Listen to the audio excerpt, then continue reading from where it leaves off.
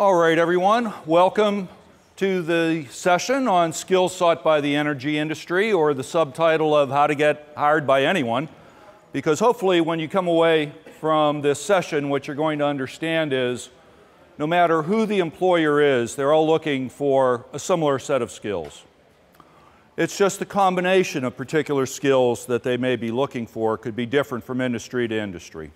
I'd like to introduce myself. My name is Gregory Martin. I have to be because that's what it says. I am with ExxonMobil Research and Engineering. I've been an employee of ExxonMobil, well, Exxon and then ExxonMobil following the merger for 36 years now. I've also the captain of the ExxonMobil recruiting team here at Carnegie Mellon, and I've been privileged to have that responsibility for the last 15 years. Over that time period, we have extended offers to well over 200 individuals from CMU into ExxonMobil. About 175 of those people have accepted our offers, and about 25 poor misguided souls decided not to accept our offer. So let's get into it. What you have to do is navigate the job market. You need to understand what skills are employers seeking, and how do you acquire those skills? I see we have a good mix between technical, non-technical, people seeking full-time, people seeking internships, and that's great. Because for those of you who are still undergrads who are seeking interns, you have still some time to help develop these skills. And what do you need to focus on to make yourself marketable? When does your career begin? It does not begin the day you accept a position. Your career has already begun. Your college experience is part of your career. This is serving as the foundation for what you're going to build upon once you enter the job market. Why are people hired? Now, this is going to be audience participation, and I got a couple little, trivial gifts, but they're gifts, they're free. So I'm going to look for some feedback. Why are people hired? I have 3 ads here that I pulled from Monster. One's for a salesperson. They want to sell automobiles by understanding and demonstrating the features to qualified buyers. The second position is for a journalist. They want to write entertainment-related features and reviews documenting the arts and entertainment in the city. And the third position is for an archaeologist. Conduct site identification surveys, evaluate the significance, classify and interpret artifacts. So, here's the first gift. What do these positions have in common? They apply the skills to the job. What's that? They have like common set of skills, but they apply to the Okay. Speciality. I'm sorry? Job description. So they basically analyze and study something, and then they put it forward in a way that you sell to the rest of the community, put it up in a face. Okay. So, one more. Okay. You're all kind of dancing around where I was trying to head. All of these employers have a problem. They have a problem. That is the only reason you're going to be hired. That's the only reason I'm employed, is because my employer has a problem and he needs me to solve it. It's your job to understand what is the problem that he's seeking to solve. There you go. So,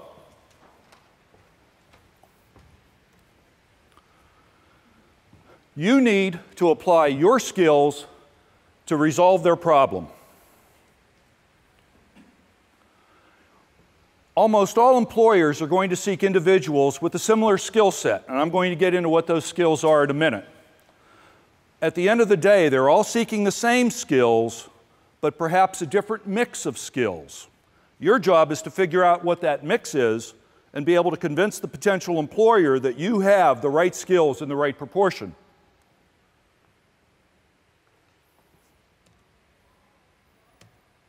Okay, what just happened? There we go.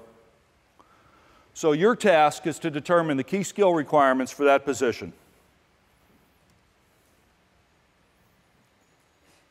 What are those skills? I term it into academics or technical ability, problem-solving ability, leadership, communication, interpersonal skills, adaptability, and some demonstrated work experience. If you go back and look at the salesperson, which one of these do you think is the most important for somebody who wants to sell an automobile? Communication? Interpersonal skills. If you're a salesman and I walk up to you and I say, "Hi, I'm Greg, how you doing? And nice to have you into our showroom. What could I interest you in today?" I really don't care what he's interested in. I don't care about anything. I only have one job as a salesman, and that's to get him to like me in the first 30 seconds. Because if you like the salesman, you're going to be more inclined to purchase the product. The journalist. Which one of these skills do you think is premier? Communication. You need good oral communication, you need good written communication, you need to interview the group that's performing and be able to turn that into an article so your employer can sell his newspaper and justify his advertising rates. For the archaeologist, what would you say? Academics, technical skills. Actually, the archaeologist one was interesting. There was only one archaeologist in Monster, and they were being hired by the West Virginia Department of Transportation. So obviously, as they're putting new roads through, they want an archaeologist to look at sites and evaluate whether there's anything of historical significance. So if the guy's there and he picks up a bone and he looks at it and goes, "Oh, that was some dog that died," and it turns out it was a 300-million-old dinosaur, he needs the technical skills to be able to differentiate. Early focus on academics. Your scholastic record matters. ExxonMobil has a minimum GPA cutoff. Why? Because we have very tough technical challenges. We are looking for people with technical ability and proven problem-solving ability that can come in and solve those problems for us. For those who are, I'm not sure whether we got freshmen or sophomores or juniors, but get yourself off to a good start. That is extremely important. If I see big discrepancies on a resume between overall GPA and major GPA, that's kind of a red flag to me. You know, I have a 3.2, but my major GPA is a 3.9. Well, that's great. But what does that tell me? That tells me you don't care about things you're not interested in. Psychology, English. Well, guess what? That's important too. Because whether you come to work at ExxonMobil or you go to work for anyone else, I can guarantee you in your career there are going to be parts of your job that you absolutely love. You could work for yourself and this will be true. There'll be parts of your job you love. There'll be parts of your job that, gee, I wish I didn't really have to do that. Well, guess what? The things you love, you better do well, and the things that don't excite you too much, you better do well.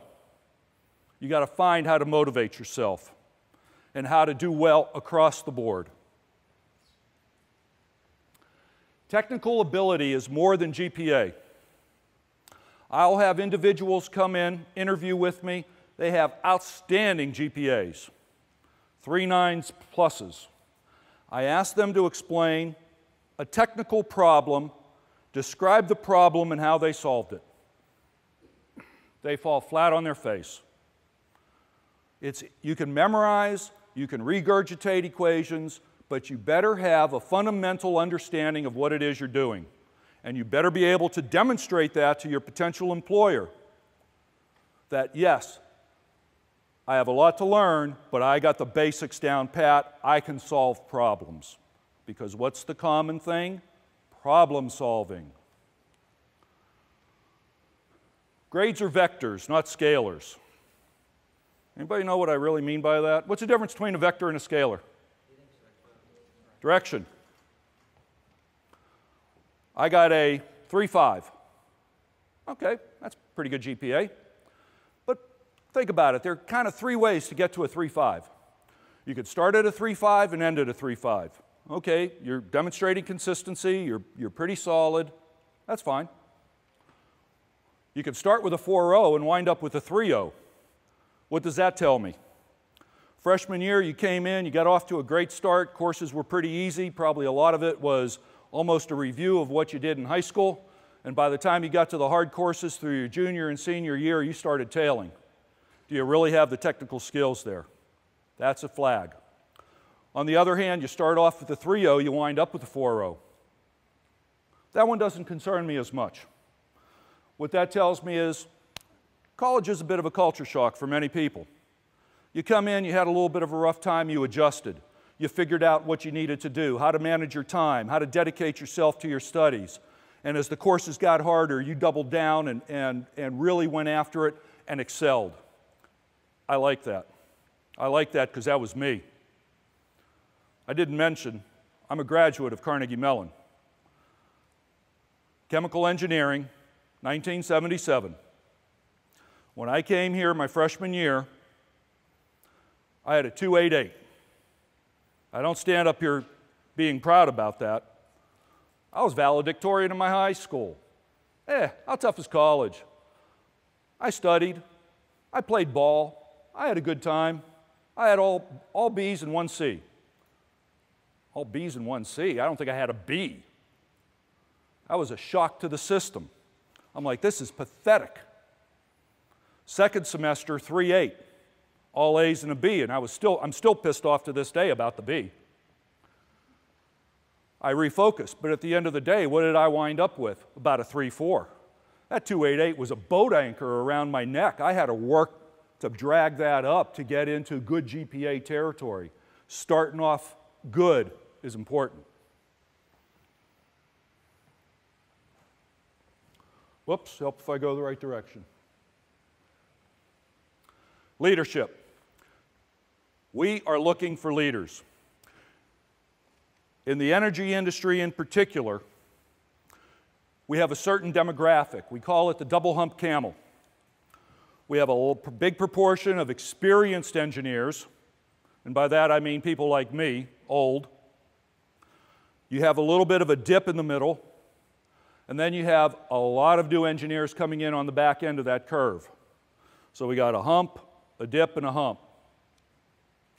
We need to accelerate those young engineers into those middle career positions quickly. You need leadership. We need people who have proven leadership skills who can step into those jobs, become team leads, leads of projects, leads of business units. Leadership is the process of social influence. Whether you know it or not, you've been trying to develop your leadership skills since you were little boys and girls playing with your friends. You know, we want to do this. Well, I want to do this. Were you able to get them to go and do what you wanted to do? That's leadership, in which a person enlists the support of others to accomplish a common task. Traits of good leaders: you're visionaries, you're inspirational, you're competent. You can't be a good leader if you don't have basic competency in what you're trying to do. Honest, committed. You have to believe in what you're doing. Get involved and earn your leadership position. Classroom activities. Take on the role of being the leader with your team, with your lab group, or whatever that group is. Work experience. Professional societies. Sports. Social groups. Frats. Academic chairs of a fraternity or a sorority. President of ASME. AICHE. These are important attributes to show on your resume. When I see a resume, I want to see a nice, well-rounded, balanced resume. A good combination of technical problem-solving ability and all the rest of those identified. And that's got to be one of my favorite little sayings, or whatever you want to call it. Lead, follow, or get out of the way.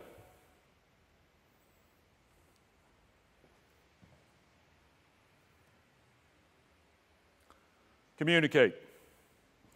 You need to be able to effectively communicate your message, whether that is to your superiors, whether that is to your peers, subordinates, the public, third parties.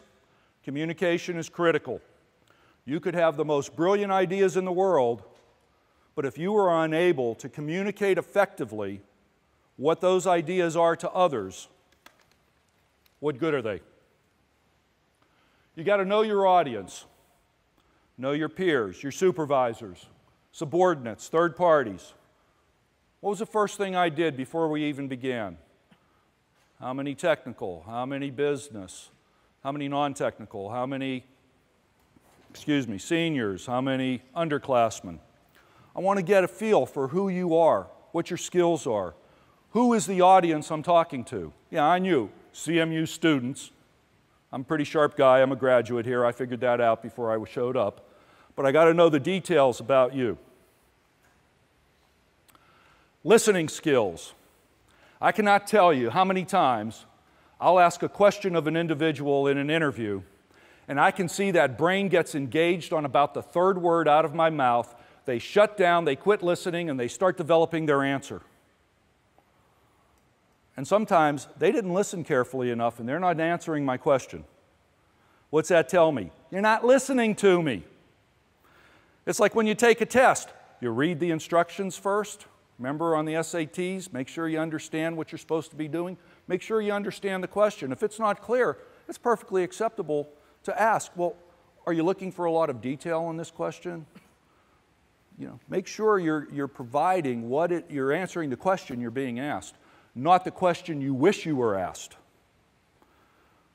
If I didn't ask that question and there's something you're really dying to get out, and I didn't give you that opportunity, you know what? Before the interview's over, myself and almost any interviewer on site here is going to say, so do you have any questions? Anything you'd like to say? That's your opportunity.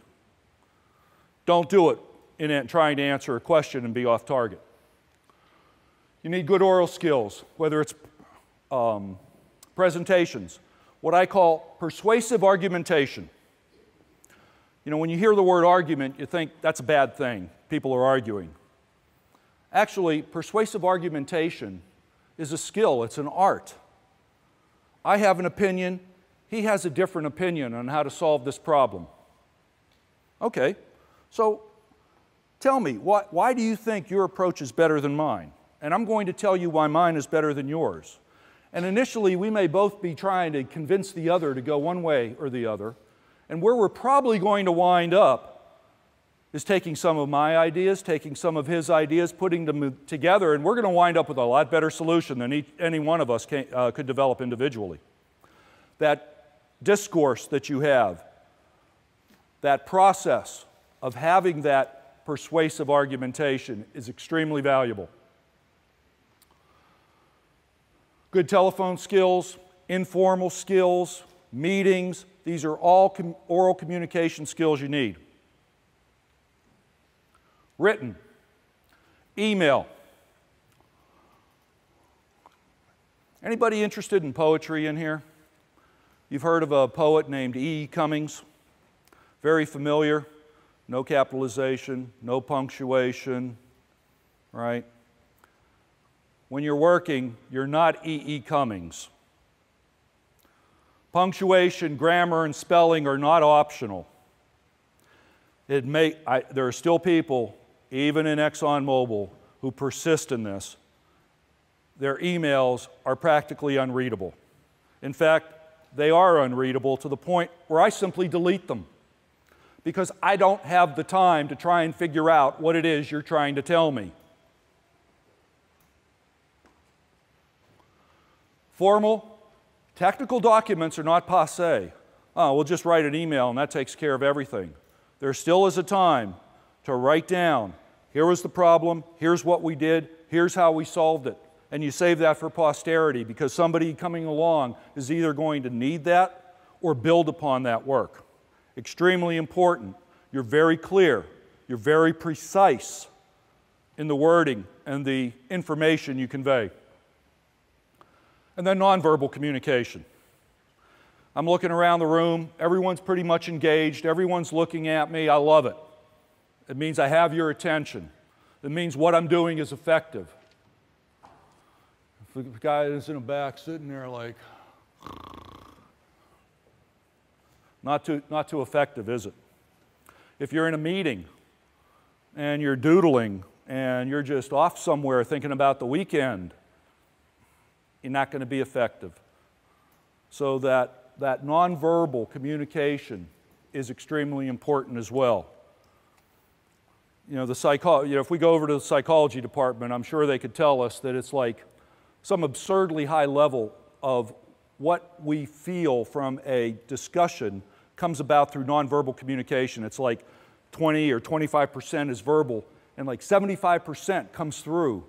Are you engaged? Are you looking at me? Or do I see, you know, a question in your mind if there's something you don't quite understand, or that look of acknowledgement? Oh, I get it. That's most of the communication between people is nonverbal. Be careful how you communicate, not only what you say, but what you don't say. Interpersonal skills. There's not an employer on campus that's going to come here and say, we don't value teamwork. Nobody works in teams, everyone works by themselves, and we like it that way. We value teamwork. We want people working in teams. We want them to collaborate and develop good ideas. Of course.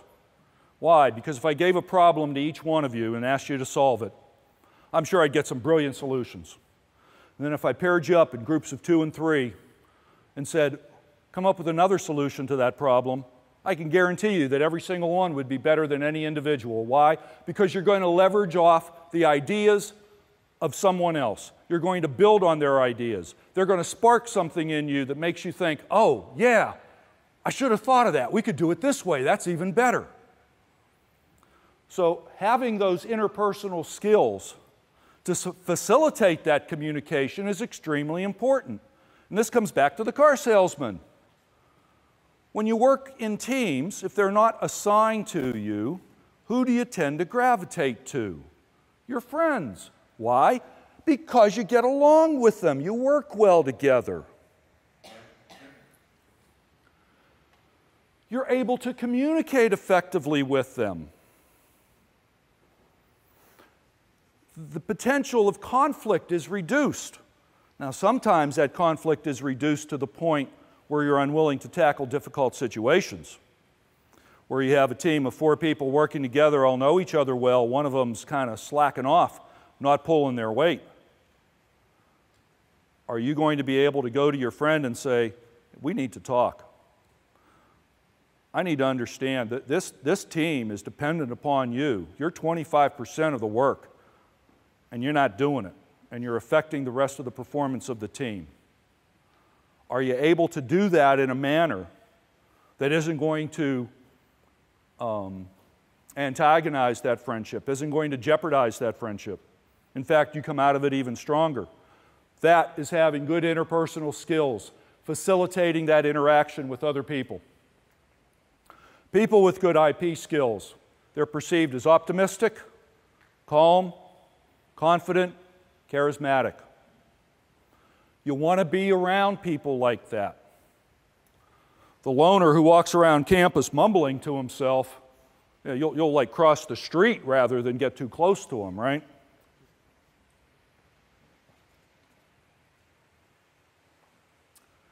Adaptability. You need to be able to demonstrate you can adapt to changing situations. I'm sure that course you signed up for didn't quite turn out as you thought. Right? When I was here, we used to call them bunnies. Bunnies were the easy A. You just kind of show up, answer a question or two. I got my three units or 9 units. I'm good, right? And then you walk into that course and you find out, oh man, this professor really expects us to work. I got to adapt. You're always in new situations. You're walking into a situation and it's not quite what you expected. Are you going to have a meltdown and not be able to handle it? Or are you going to be nimble and flexible enough to be able to deal with that? You have to be prepared to rise to the challenge of dealing with the unfamiliar. You can cope with the new or the unexpected. And personal confidence to respond positively to change. I'm going to say, you're going to be working on this project. Great. I've wanted to work on this project for like the last 3 months, and he's finally giving me the opportunity. I'm excited. I was born to do this work. 2 weeks later, I call you in and I say, I'm sorry, but some business situations have changed, and I really need you to work on something else over here. You're crushed. I just took you off your pet project. Are you going to demonstrate that? Are you going to do poorly on the new project because you didn't get what you wanted? Or are you going to say, okay, Greg has his reasons. He's not doing it just because he doesn't like me.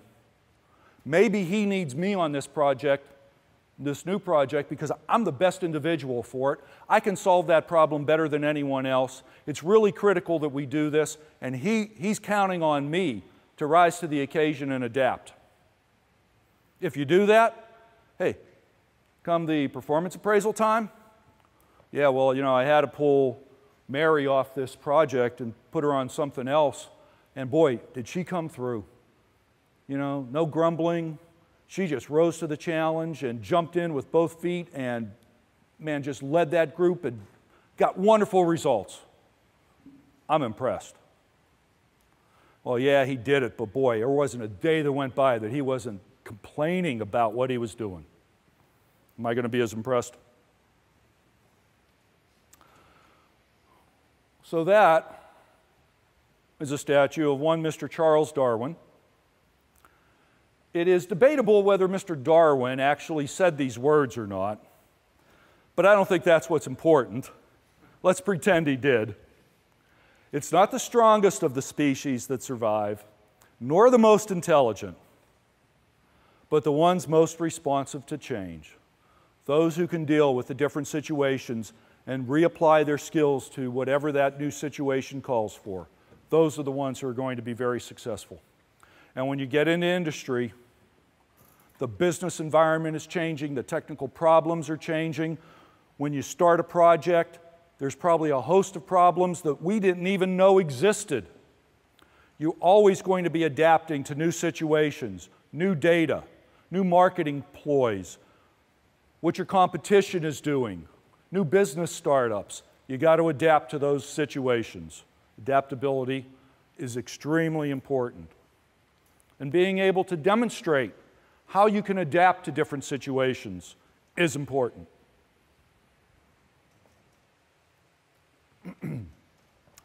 Obtain work experience. Well, any recruiter wants to see is a demonstrated work ethic. Maybe after your freshman year, you have a job as a landscaper, cutting grass, being a waitress, bussing tables, whatever it is.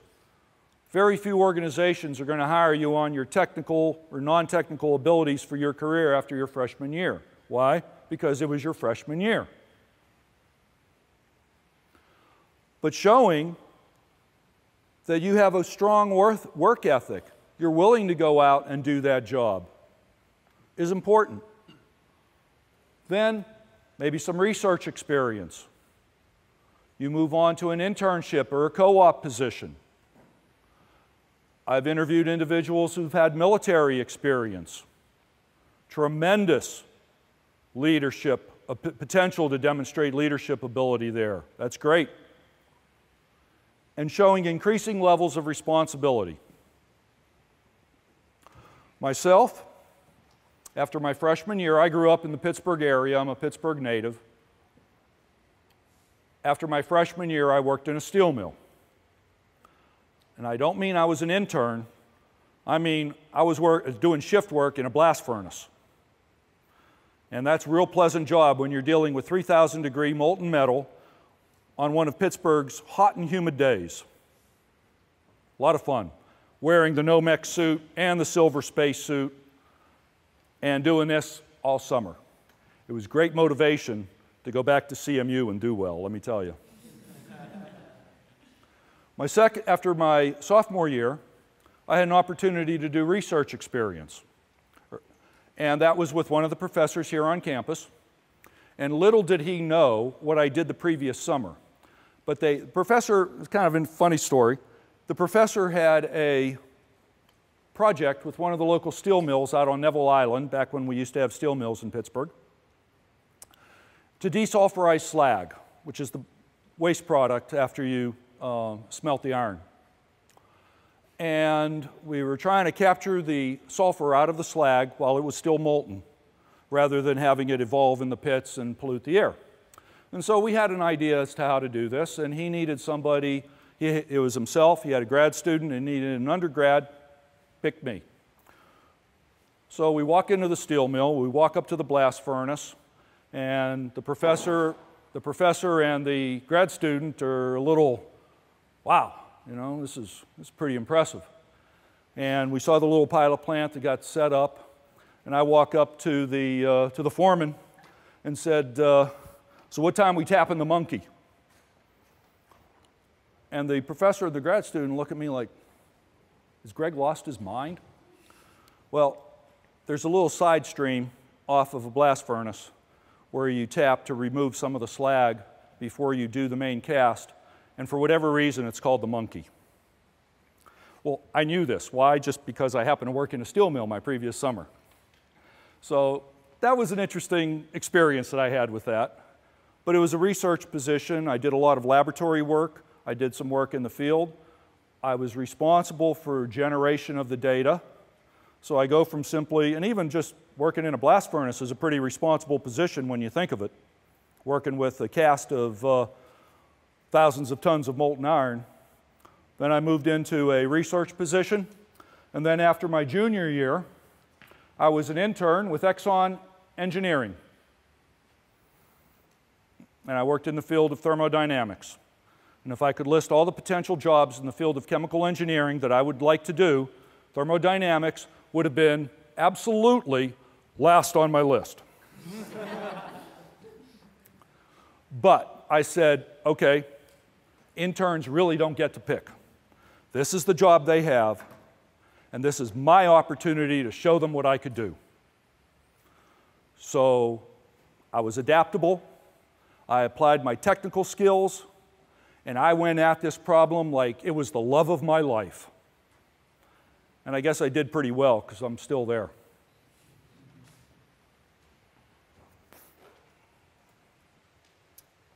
So, we've covered the technical, the communications, the interpersonal. I don't even remember what else was up there. Anybody remember? The work ethic. What can you do in order to either build upon the skills you already have, or if you're going to be seeking employment in another 6 months, 9 months, whatever, upon graduation, to hone those skills, to polish them, and prepare yourself to be able to put your best foot forward. What can you do? You have the knowledge, and I've just scratched the surface. I'm giving you a real high-level overview here. I could turn any one of these slides into an hour talk in and of itself without even trying. I'm just giving you the high overview as to what people are going to be looking for, whether it's a car dealer or ExxonMobil. You have the knowledge, you got to turn that into action. You have to do something with the knowledge. Just having the knowledge for knowledge's sake is admirable, but if you expect to reap the benefits of it, you got to do something with it. Focus on academics from day one. Unless we have freshmen in the room who just matriculated to CMU, we're probably a little past day one. But focus on what you're doing from day one, whether it's college or starting your job or after 10 years moving to a different position. Don't say, okay, well, I'm going to be here for a couple of years. I got time to assimilate. Dive into it from the get-go.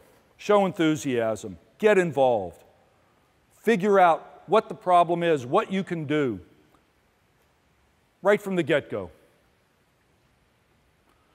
Join organizations you are passionate about and demonstrate leadership your junior year. Why don't you want to wait until your senior year? Because in about 2 weeks, I'm going to be back on campus interviewing. And if you just had a leadership position your senior year, you're not going to be able to tell me very much about what you've accomplished as a leader, because you've probably been only in that position for a month. You've got to get involved in organizations, and organizations that you care about. You know, I've been doing this a long time, and I'm pretty good at sniffing out resume fillers. Oh, I was the second co-chair vice president of the employer roundtable discussion group. Yeah, right. In other words, you didn't do anything, right? I'm going to be asking you, what was your role? What did you accomplish as a leader? How is this organization different today than it was on the day you took office? How are you able to get a group of people who may have wanted to go in 100 different directions, how are you able to get them all thinking, aligned, working together to solve a common problem? You've got to be able to communicate that. Assess your strengths and weaknesses and improve your communication and IP skills. You see some people stand up, boy, they are just born leaders, right? Actually, there are very few born leaders. Most of them learned those skills. They may have had the seed of being a leader, but they worked to develop that, enhance it, fine-tuned it. Communication skills. I may not be the best, most dynamic speaker in the world, but I don't think I'm doing too badly. No one's fallen asleep yet. But I know I'm pretty good. Did I just rest on those laurels, or do I seek to improve them? You know, people say you got to work on your weaknesses. Well, yeah, you do want to work on your weaknesses and build them up. You know what? You better work on your strengths too and not take them for granted. Obtain appropriate summer employment starting your freshman year. Like I said, just a demonstrated work ethic, an increasing progression of responsibility, that you're willing to work. Because you know what? When everybody, you know, who does not want a job? Okay, no hands went up. That's good. Otherwise, boy, are you in the wrong place. Everybody wants a job. Not only do you want a job, you want a career. If you walk into the interview room and interviewing with myself or one of my colleagues with ExxonMobil, we don't want people who are seeking jobs. We want people who are seeking careers. Would I say 36 years with a company? 37 years with the company, whatever it is. I lost track. Who can count that high? It's a career. I am not unique. There are a lot of people in my organization like me that we build careers with the firm. And develop a plan to achieve your goal. This is way too important. We're talking about your life. This is way too important to leave to chance, to leave to happenstance or luck of the draw. You want to begin to develop a plan. This year, I want to accomplish these things. I want to bring my GPA up.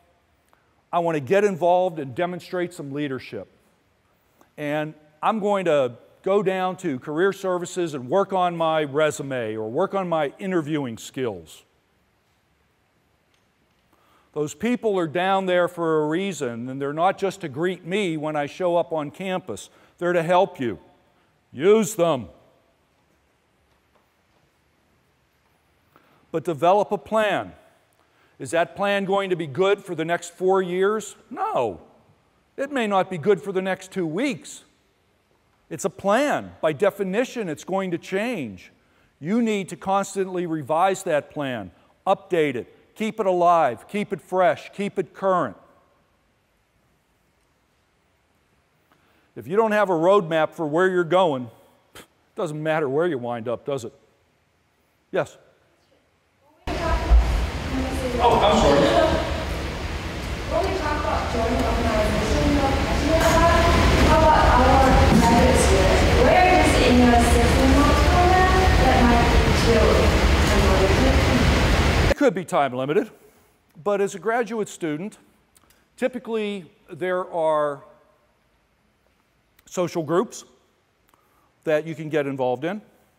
Quite often, many of them have fundraising activities for the community. If you are particularly passionate about helping younger people, you could volunteer your time to be a tutor and organize maybe some of your fellow students to do that. You can do that in a relatively short time period. It doesn't require 3 years to say, hey, let's get together and offer our services to the local high school or grade school. You know, STEM, science, technology, engineering, math, is extremely important in this country. We need more people. We got to get the kids involved at a very early age. There's a good activity for you. As a graduate student, let's see, if I recall correctly, I think professors still require you to grade papers, lead labs, get involved with the undergrads. What can you do with that? Can you think of some creative ways, given your time limitations, given the fact you're not here for a long time, can you think of some creative ways to demonstrate leadership? You don't have to join AICHE and be the president for 2 years to say I'm a leader. I've seen people who have done that, and let me tell you, they didn't do a very good job of leadership. Within ExxonMobil, if they say, you're going to be the refinery manager, okay, guess I'm leading this group, right?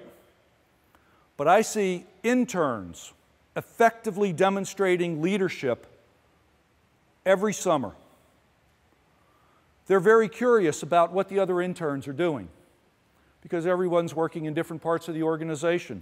My intern came to me and said, Greg, would it be okay if we got the interns together maybe once a week and gave every individual an opportunity just to talk about what work they're doing so we could all learn from them?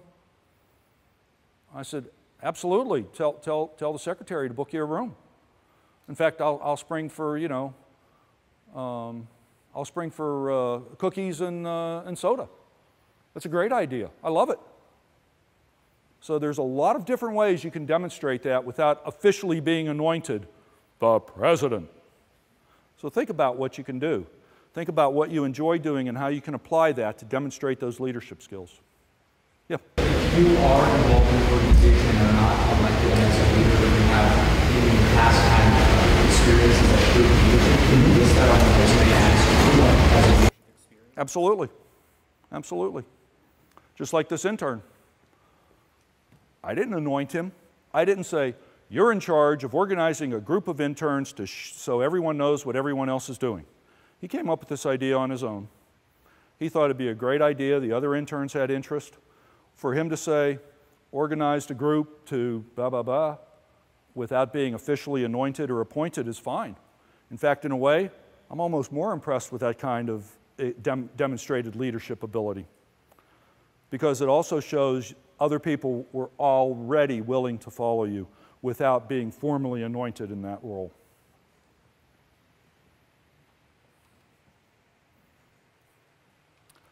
So I got a couple last slides. I threw in what to do before the interview, during the interview, and after the interview. Before the interview, research the company, attend the info session. Amazing what you might find out. Now, my info sessions are always a lot of fun. Yeah, okay. At least that's what all the students tell me. I have no reason to doubt them. They wouldn't have any ulterior motive, would they? I don't care if the guy's boring. You're still going to find out something about that company. If you're interested in the company, you're still going to find out something about it that's useful. Know their business. Understand what business they're in. ExxonMobil. We pump gas down at the corner, right?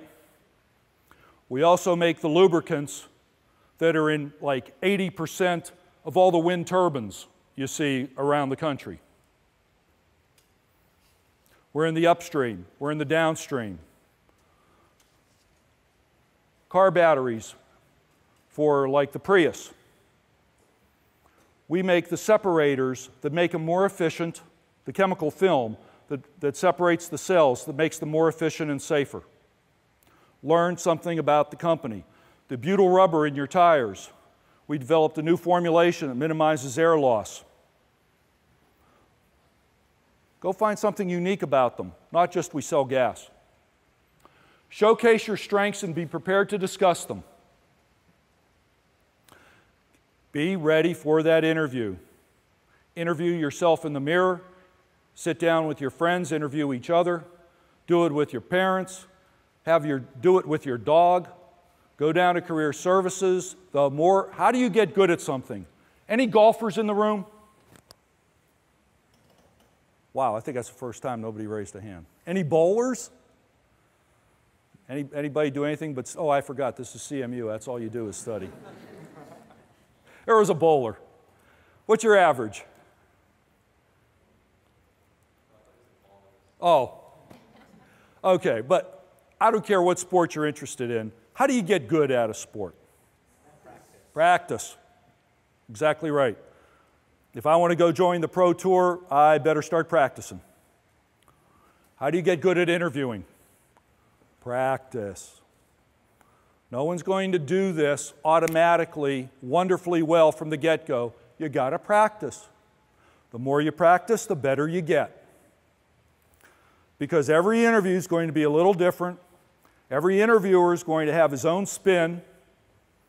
You got to be adaptable and be able to adapt to that situation and come across and do well. Everyone in here has taken an innumerable number of tests, right?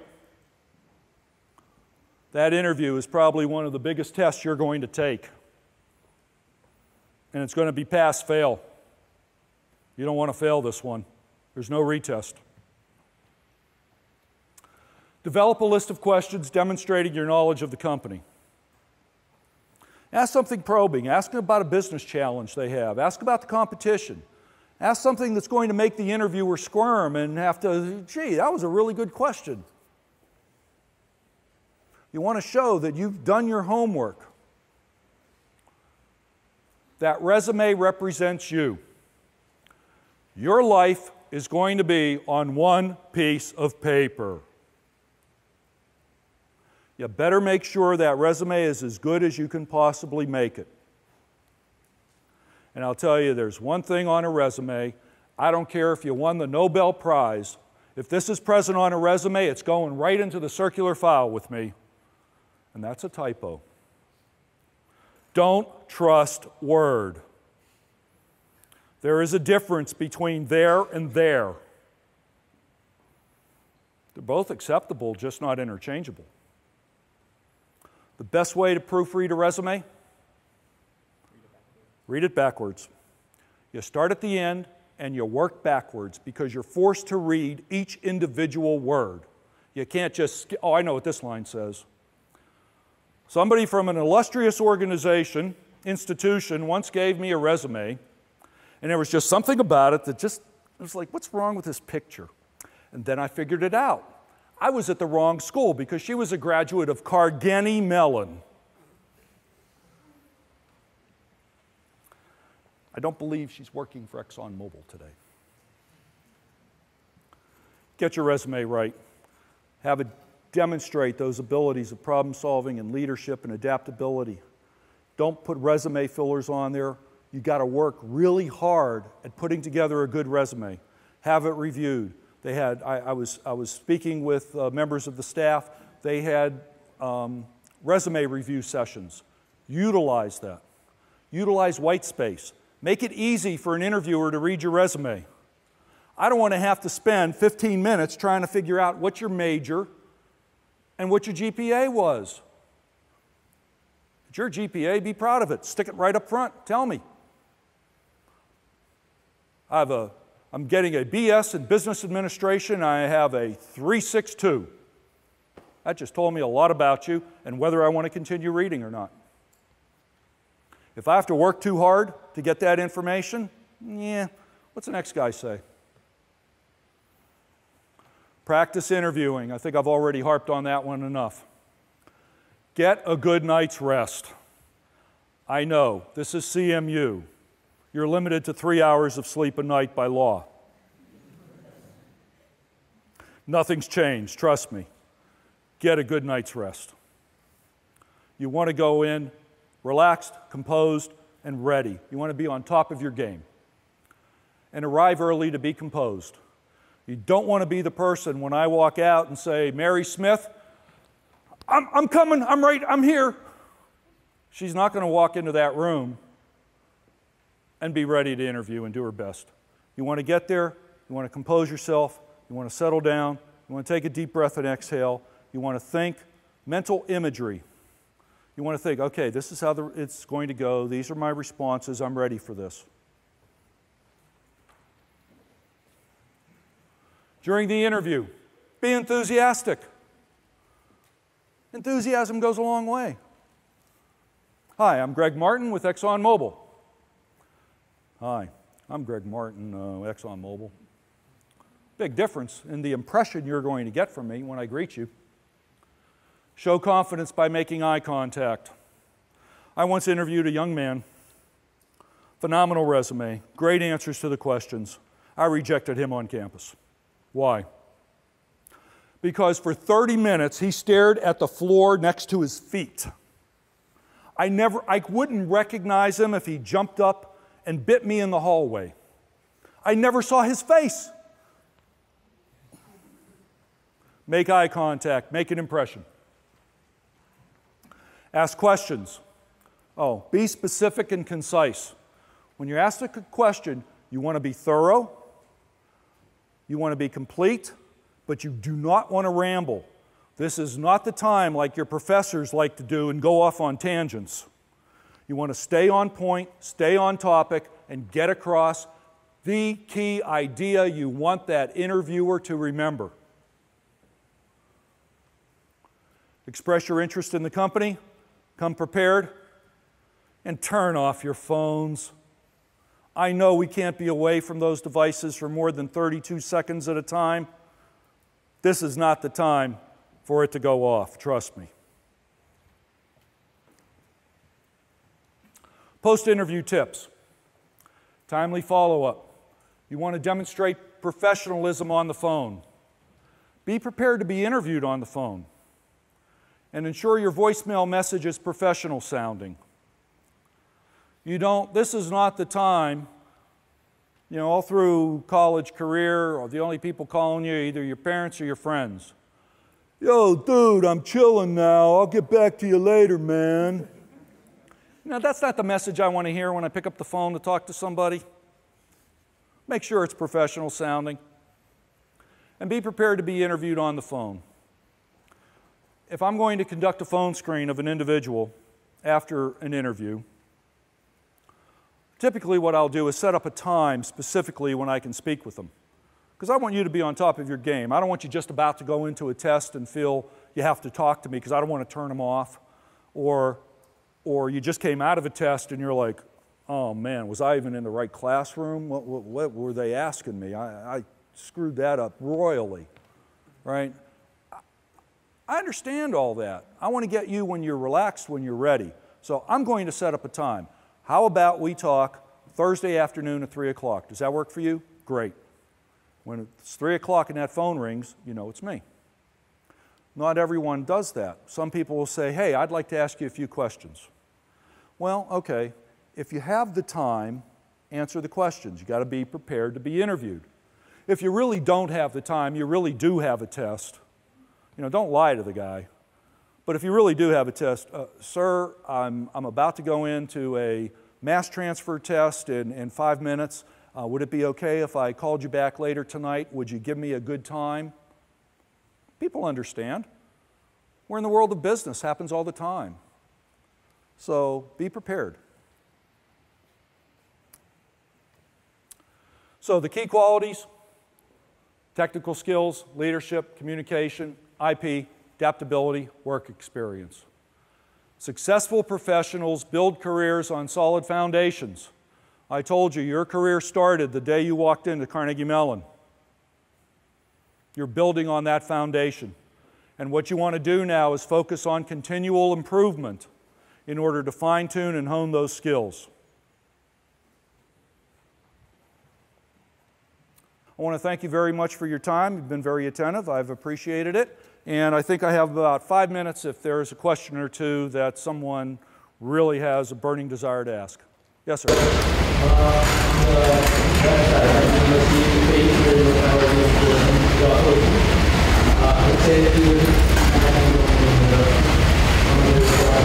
One of the requirements for BS and MS students for ExxonMobil is the permanent right to work in the United States.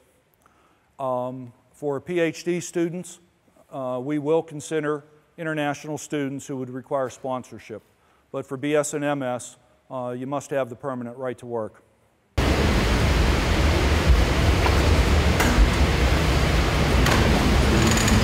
Yes, sir. What is your opinion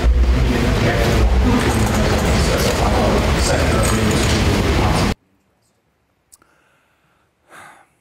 I'm not real big on objectives in a resume. I think the best objective that somebody wrote was actually, I want a job so I can start a career, which I thought was refreshingly honest. If you're going to put an objective in, tailor it to the company that you're interviewing. You know, seeking a full-time position to further develop my technical abilities and start my career. Yeah, I know that. If there's really something that you're interested in and it's pertinent and it's focused on that particular industry, by all means include it. But make sure it's short, to the point, and something unique.